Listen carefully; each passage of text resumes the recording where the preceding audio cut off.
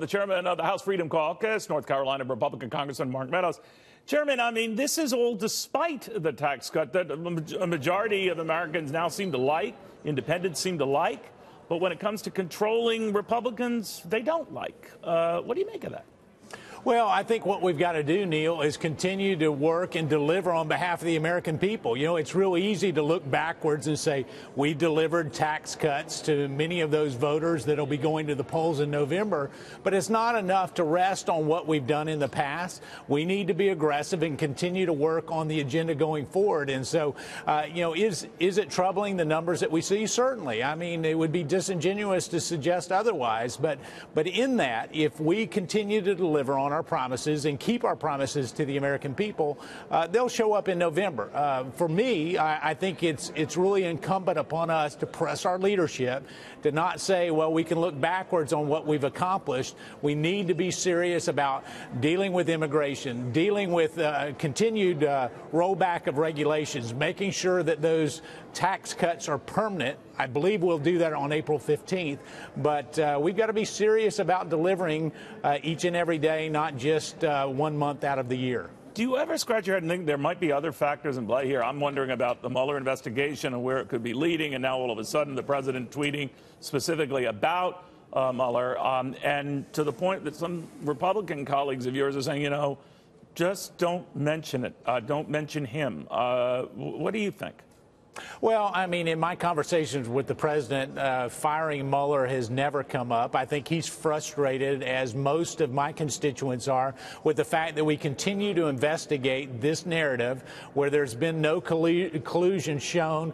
HIPC has come back with their report in the from the House Intel Committee and saying that there is no collusion. But they believe it's time for Robert Mueller to go ahead and wrap this up. And I think but the president now is mentioning him by name, Chairman, and I guess a lot of people have read into that Lindsey Graham was among those saying, you do that, Mr. President. You fire that guy at the beginning or the end of your presidency. Do you buy that?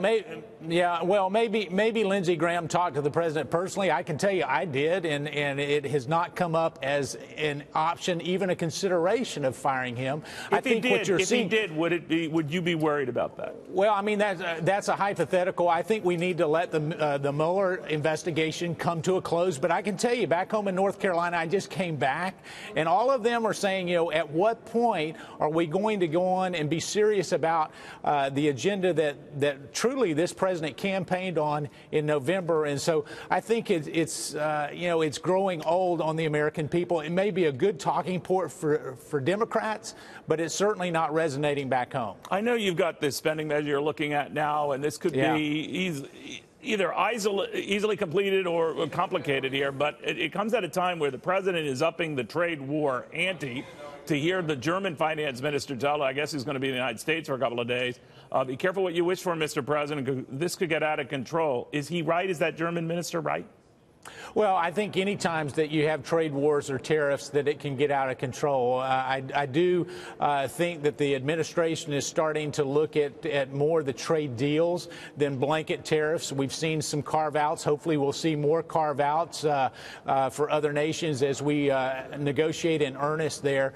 I am concerned about where we go with the economy. It's not just in this particular issue, but it's the spending bill that's coming up, Neil. You know, in just a few hours we'll be rolling out the spending bill. You know, when we're looking at $1 trillion+ dollar deficit, perhaps as early as this October, when the numbers come out, you know, that's under a Republican administration. We need to do better than that to make sure that we keep the economy going and make sure that the markets are responding properly. Do you think we can avoid a shutdown?